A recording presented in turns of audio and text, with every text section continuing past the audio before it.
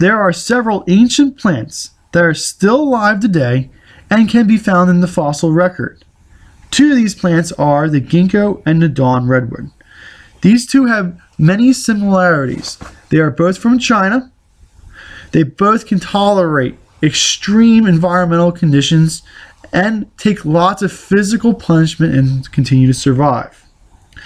These two plants have been recorded to be in existence before the theorized meteor strike that hit the world and devastated the dinosaurs. We call that the KT boundary when we dig in the ground and we look for layers. These plants have been alive before and after this boundary. So we can theorize that they've survived the meteorite blast.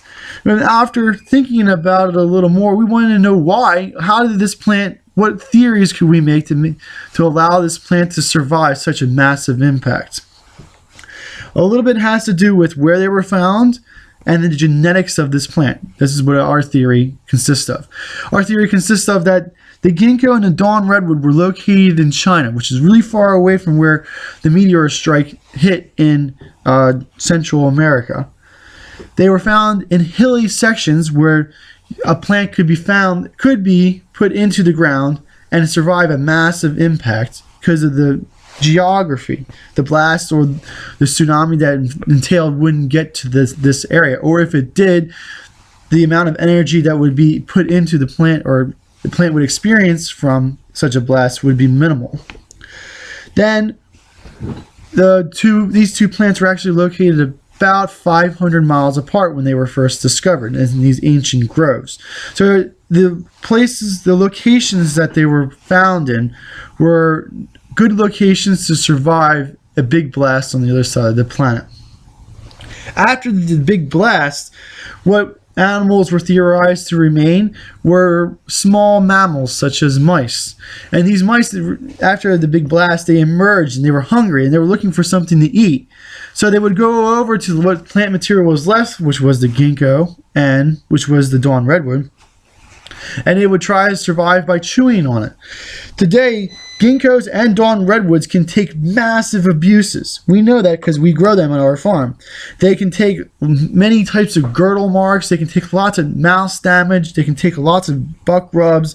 These physical damages that we know that the plant can survive help this plant survive through the meteor impact by allowing it to take abuses of the animals that remained after the blast and continues to survive after generation being mauled and mutilated. The plant can still survive.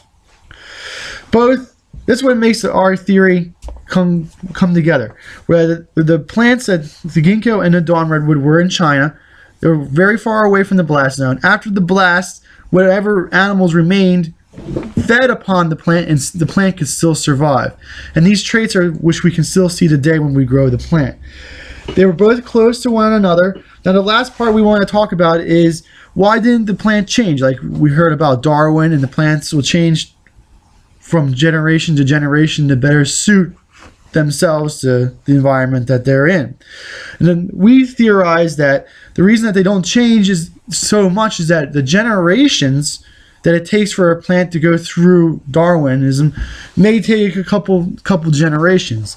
Whereas ginkgos and dawn redwoods, they can live to be very old. A good example is the ginkgo can live to be up to 1,000 years old. So the generations that it takes for it to change the genetic makeup of the plant is going to take a very long time. Theorize that a gnat, whose generation can be 6 or 7 in 1 year, is going to change the genetic material much quicker than an elephant, which takes 35 to 80 years. So the rate of genetic change in the population has to do with how long it takes for the generation to go through its life cycle. Since that these plants are such long-lived plants that they don't change their genetics very quickly because of that long-lived gene that they have. So we can have these ancient plants that were found in the fossil record because they live for so long, they don't change very fast. They can tolerate tremendous amounts of abuse, and they were situated and they were found in locations that would survive a massive blast from a meteorite. If you have any questions, just give us a call. We do sell both the dawn redwood and the ginkgo at our farm here in Doylestown, Pennsylvania, and we also have another farm down in McMinnville, Tennessee. If you have any questions, give us a call. Our telephone number is 215-651-8329. Thank you. This video is brought to you by Highland Hill Farm. We grow and sell screening and buffering trees for privacy and sound barriers.